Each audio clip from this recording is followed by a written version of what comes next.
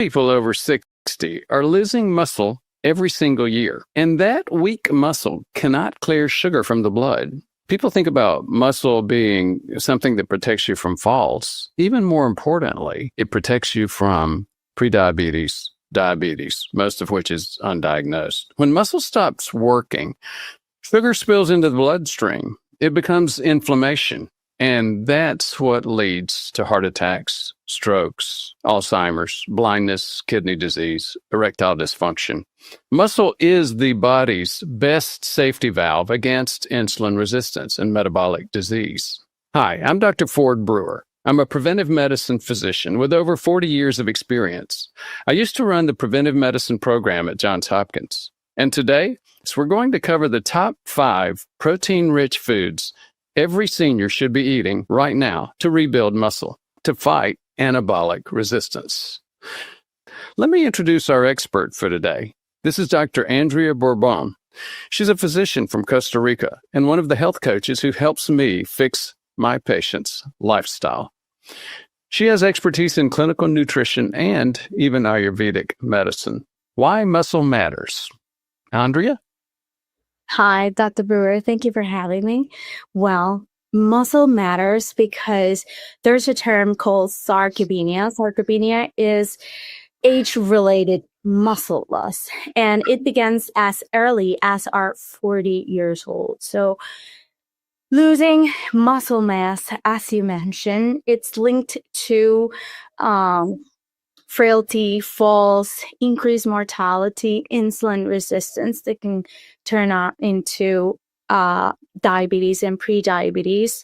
We know that it as well can interfere with cardiovascular disease, with reduced mitochondrial efficiency, and proteins are essential for a body to transport they work as coenzymes. They can even work as hormones. They build every cell and organ in our body. So they're very important. And our seniors need to have this very clear because we need to adjust the protein intake that we have through diet and optimize it with exercise to build muscle. So why do seniors need more protein?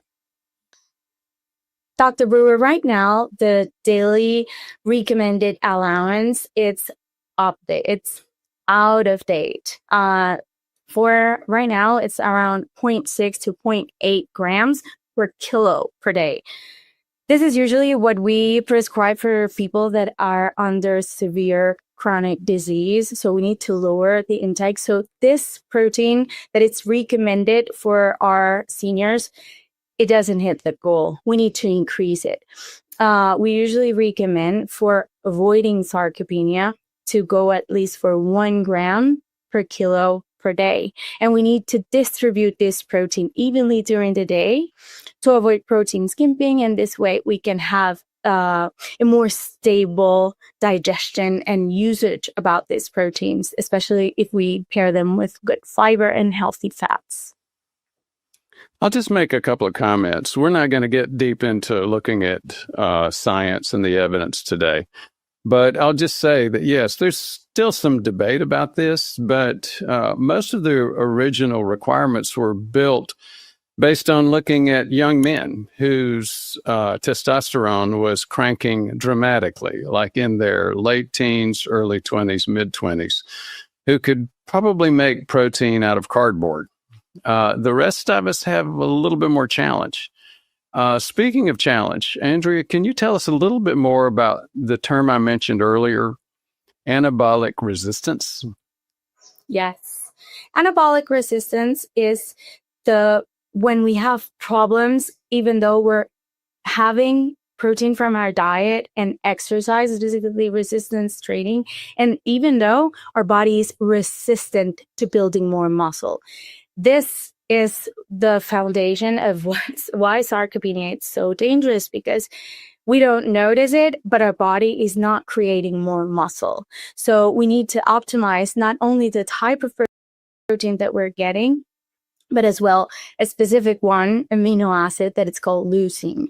This amino acid helps with muscle repair, and muscle synthesis. So we need to focus on lean protein that can offer good concentrations of these amino acids and a good source, the amount. We discuss about 1 gram per kilo per day, but we can increase this depending on our clients. We can go all the way up to 1.8. We usually go slowly, adjusting with the exercise routine and distributing this protein during our lifestyle health coaching sessions. So it's better distributed during the day and their eating windows, but we can slowly increase to avoid this anabolic resistance. So you mentioned a specific amino acid, right? Leucine.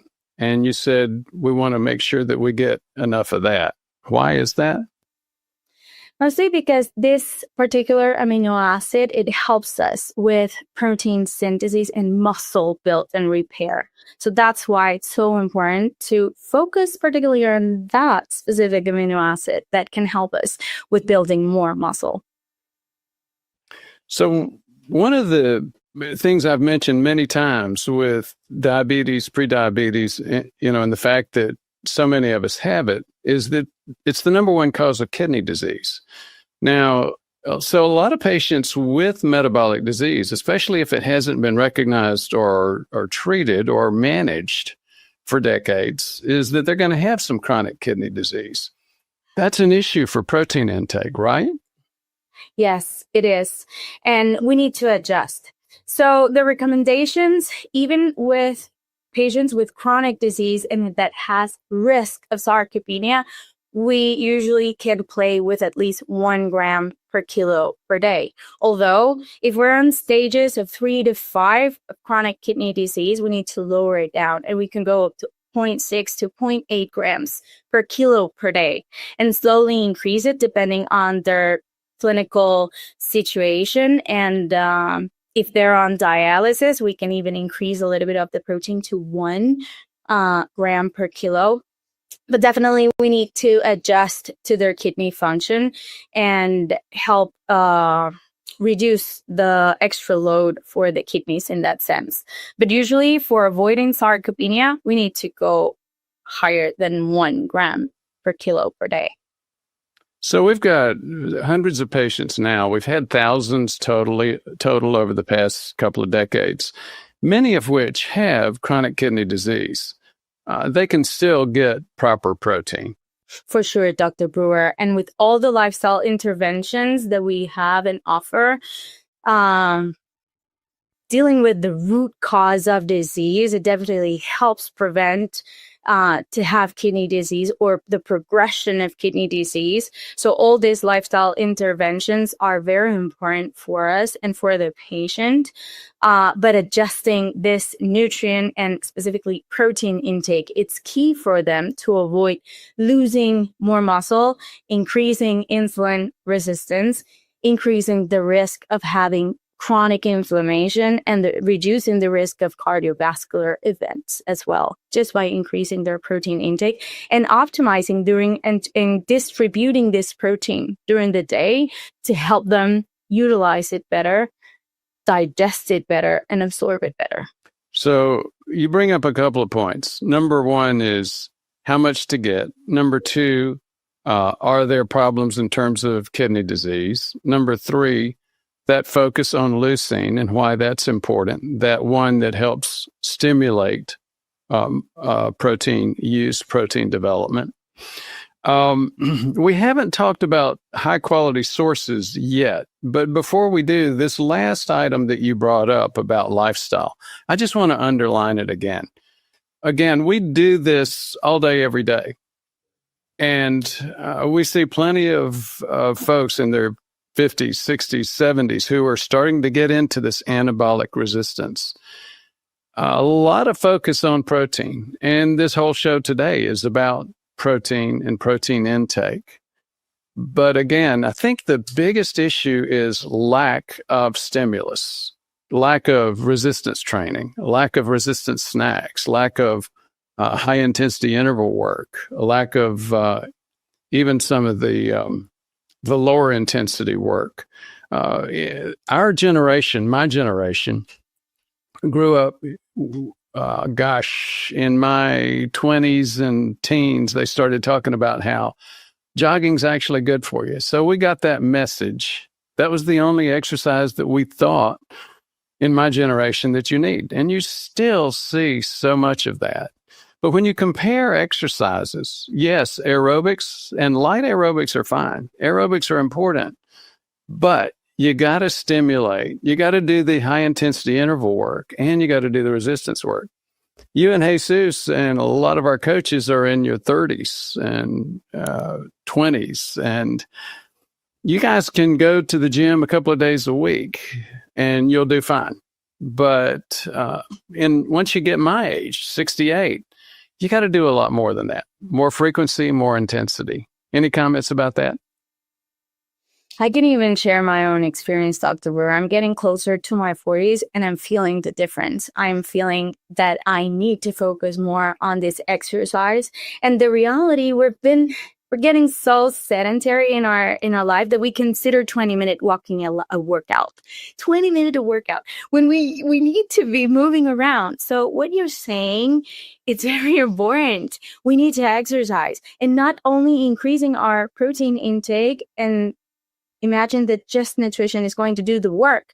We need to do the work with exercise, particularly HIIT and resistance training is what evidence have shown that has the bigger impact in muscle growth and health, in muscle health in general. So let's assume that somebody's gotten the message. They're doing the frequency of HIIT, re-HIIT, resistance training, focusing on those legs where your real muscle mass is. They're doing that part.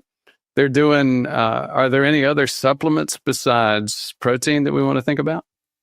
Well, the best protein foods for seniors is lean meats, chicken, turkey, beef, pork, muscle animal, right? This is what we need. Fish that as well offers a good source of omega-3s that can support cognitive function as well. So lean meats are high biological value. They're high in leucine, and they're easy to digest if they're portioned, specifically if they're also well paired properly with healthy fats and fiber. So fish, eggs are inexpensive and versatile. They can offer around 6 to 7 grams each, are highly digestible.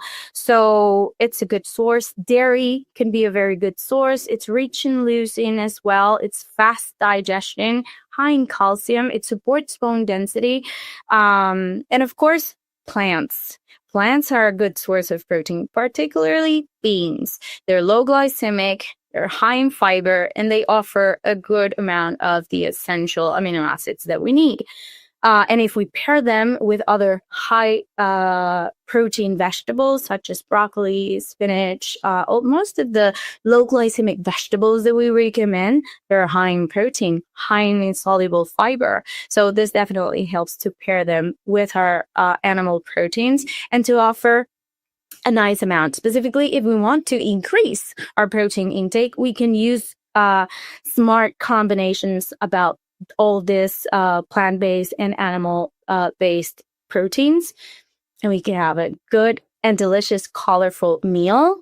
And so, because enjoying our meals is very important as well, that it tastes good, but we will know that we have a good source of protein in that sense. Trying to avoid processed meats, it's very important as well. We're humans. I know that sometimes we can have a treat once in a while, but we definitely need to increase our intake of lean meat and these healthy plant-based sources of protein that are very useful because they offer fiber, and fiber is quite important for our gut microbiome and as well for our insulin and glucose management. So you're mentioning protein. You know, we've got tons and tons of carnivore folks. And the carnivore, we have a lot of carnivores. We have a lot of folks that are just low carb. And we even have a few vegans and some vegetarians. And we've got some people who have flipped multiple times between carnivore and vegan, Mediterranean, vegan. and even lion diet and vegan. So it's interesting. That discussion reminds me of a quote that Robert Lustig made when he was on our show last year. And that is, you look at all these diets. There's so much debate and frustration and anger over it, especially with the carnivore side. The carnivores feel very empowered right now and are very vocal. It's a great diet, but I agree with Lustig, and you can see that with our patients. Any of these diets can work, and they can work very, very well.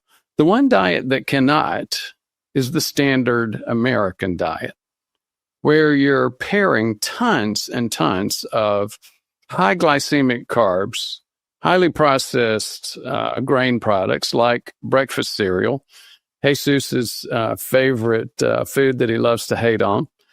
And he taught me something about that. I didn't know that 80% of the U.S. population actually eats breakfast cereals on a day-to-day basis. And it's like, oh my gosh, are we shouting into an echo chamber? How can so many people be doing that? But again, bread. Go ahead. And eating bread, a lot of bread as well. Tons of bread. Yes. Bread was my poison. I grew up thinking, you know what? Grains are great. Bread's good. Break bread. There's a whole bunch of cultural things, biblical things about breaking bread together. And I thought that was great until I actually measured my blood sugar when I ate bread. So I had to back off. I tried to find some good replacements for bread. Some replacements for those grain products, and there are some. For example, konjac noodles are an acceptable replacement for pasta, but I never enjoyed pasta, so I ended up not doing well in terms of replacements. I just had to quit eating bread. Anyway, let's get back to protein. How do you actually use protein to build muscle? Any clear guidance on that on a practical basis? What do we do on a daily basis? How much for breakfast? How much for lunch? How much for dinner? If you're doing intermittent fasting, how do you balance that out? What do you pair it with in terms of lifestyle? What do you do in terms of supplements, other supplements in that space? Love it. Thank you. Good question, Dr. Brewer, actually. Well, in terms of protein intake, we do it personal, right? We measure it according to their weight, age, we see their labs, we see their specific conditions, and we adapt protein intake according to his exercise or her exercise, and we plan according to that. But in terms of, for example, protein powders, they can work, or protein shakes. They're a good source for increasing a little bit of the protein. There are good qualities. We just discussed a little bit about grains and processed grains. So processed food, it's all around us. So we need to be extra careful choosing these protein shakes to avoid added sugars, to avoid a lot of chemicals and preservatives, to avoid all this extra things that the industry is turning our food into. We need to be careful with that. So choosing wisely, it's important. There are animal sources, for example, whey protein, collagen, that is not a complete protein source. So you have to pair them with other supplement as well. There's branched amino acids, and there's plant-based proteins as well, that they usually use beans as a source, although in this sense it's very important to see if they're still low glycemic, because when they process these beans, they can make their glucose components a little bit more disposable. So we need to see the quality and the amount of fiber that it has. So it could be a good or not as good option for you in that sense. In terms of pairing, We usually pair it with a healthy fat. For our carnivores, for example, if they're a little bit more flexible, adding a little bit of more fish into their diet, more omegas, or maybe an avocado that has a little bit of fiber as well can be a good option. If you're on more on the diets, like you mentioned, Dr. Brewer, there are a lot of diets, and our patients can go to carnivore, to vegan, to keto, to low glycemic, to Mediterranean, to all of the above. So diets, I like to think about diets that are helpful. For example, in terms of losing weight or managing insulin resistance, reducing carbs, there are studies that have shown that they work, they help us, and the high protein as well, specifically in the seniors. Although a whole food diet and a balanced one, according for you, is what I think that it's most appropriate for all of us. There's no one rule fit all in that sense. We need to adapt, adjust, and fine tune according to your own needs. So in the clinic, we usually pair the protein accordingly to beliefs, accordingly to diets, accordingly to their own needs, but pairing them with healthy fats and high quality fiber. There are different types of fiber, insoluble, soluble. There's also some resistant starches that can behave a little bit more of this fiber. But we definitely, if we're going to pair protein, try to do it with this kind of carbs and not with the starchy ones or the high glycemic carbs, because they can even ferment and increase inflammation, bloating, and discomfort in the gut. So that's important to know as well. If you're shifting between a carnivore and then a low glycemic and then back to carnivore or back to vegan, or you need your gut microbiome to adjust as well to the type of fiber that you're pairing with the protein. So that's important as well. But we usually do this in the clinic quite specific for each patient to understand their own needs. But for example, a nice 60 ounces of chicken breast can offer up to 50 grams of protein, more or less, with 3 grams of leucine. And we want to keep leucine to be around 2.3 to 3 grams of leucine. So 1 cup of Greek yogurt can offer around 20 grams of protein. You mentioned how we can distribute. So we usually recommend 20, 25 to 30 at least, depending on weight and everything. But most of the time we recommend 25 to 30 grams of protein per meal in their eating window. If they fast, they can still fast 16 to 12 hours, 20 hours, it's okay. But if we're hitting our goals in our eating windows in terms of proteins, in terms of energy, in terms of healthy fats, then we're good to go. But if we're deficient, and we see this a lot with patients that are losing weight and they need to cut calories a lot, sometimes it could be too much and they start getting undernourished. So adding just a breakfast in the morning with a good source of protein, we see this every day in the clinic. They do get better, they have better energy, and they start again or losing weight or creating more muscle. So this is something important that we need to adjust in our clients to have a healthy nutrition and still be able to adapt according to what they want to do or trial in their own experience. That I think it's important.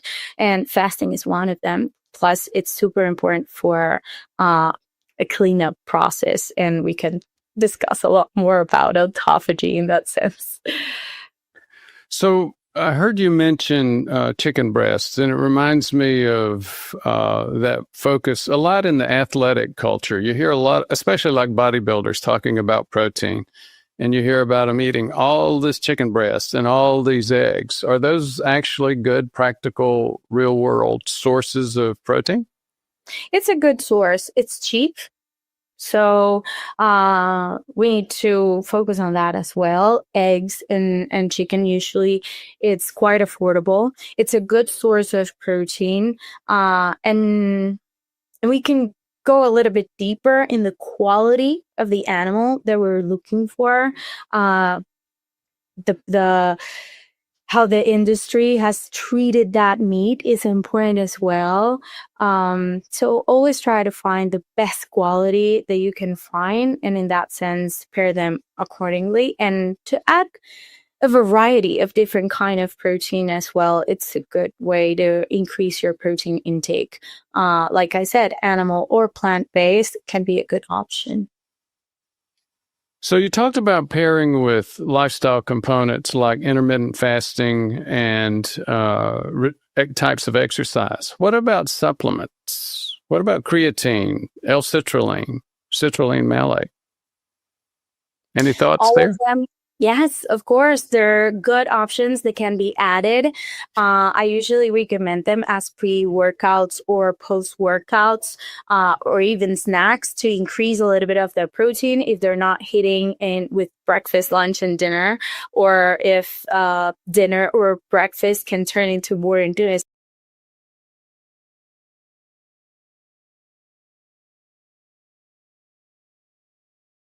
Particularly for all that we have talked today.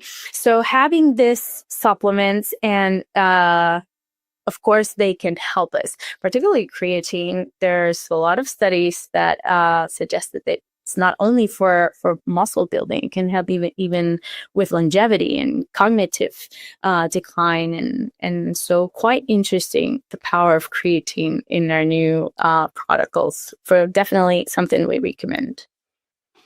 So this has been a great overview. Any things that we haven't covered yet on protein, especially for 50s and 60s? For me, I think that always remember to pair protein intake with exercise. Not only thinking that having the right amount of protein through diet, it's more than enough. We need to do the work. We need to do the exercise, the resistance training, the snacking, HIIT exercise. We need to move. So I think that the most important thing that our seniors need to understand is that pairing increasing protein, but as well with increasing exercise for build that muscle and to keep our seniors always strong. And I always brag about my 80-year-old males and females doing pull-ups. It makes my heart like burst in excitement and admiration to see. I want to create a habit myself to do this. So I just remind our clients to do the work and to include all these lifestyle changes to avoid sarcopenia. You talked a lot about exercise, and I couldn't agree more. I think that is the most neglected thing. Not so much protein intake, not so much creatine, citrulline, the other supplements. It's the discomfort of doing the work, the high-intensity interval work, the resistance thing. But in the midst of all that, you mentioned the snacking. Now, I think I know what you meant, but there might be some viewers that said, well, what's that got to do with all the working out here? I have to tell you, Dr. Brewer, exercise snacking, this concept that you introduced me, changed my life. I do it between patients. It's just having small bursts of exercise. I do 1 minute lunges, 1 minute squats, 1 minute between patients, or during the day. I even launch my way to the kitchen and bring my water or whatever I need, and then come back. It's just moving around. And believe it or not, and something that I've seen with my own workouts, practicing this snacking, particularly for glucose management, at least 30 minutes after meals can help a lot to reduce glucose. But for my workout days, doing this little bursts of exercise during the day definitely had improved my resistance in my structured workout days. So a lot of benefit on it, and activating all these large muscles, what they do with our glucose management and increasing sensitivity, insulin sensitivity. It's something that we can see as well. But in terms of movement and resistance and exercise, for me, it has been amazing because now I feel more active during the day. And just by not even just closing my eyes, if I start remembering what I've done, I could even include 5, 10, even 15 minutes during the day of extra work. So yes, that's the wonders of the exercise snacking. So a couple of points. When you were saying snacking in the midst of all that, you weren't talking about snacking on food. You were talking about snacking with exercise snacks. And the other point was you're saying you haven't reached 40 yet, but you're starting to do those and you're seeing a lot of positive benefits. Yes. Specifically with my ligaments and everything, I feel my joints stronger now. And I started noticing that some ache here and there. So, of course, having strong muscles have helped with those joints as well.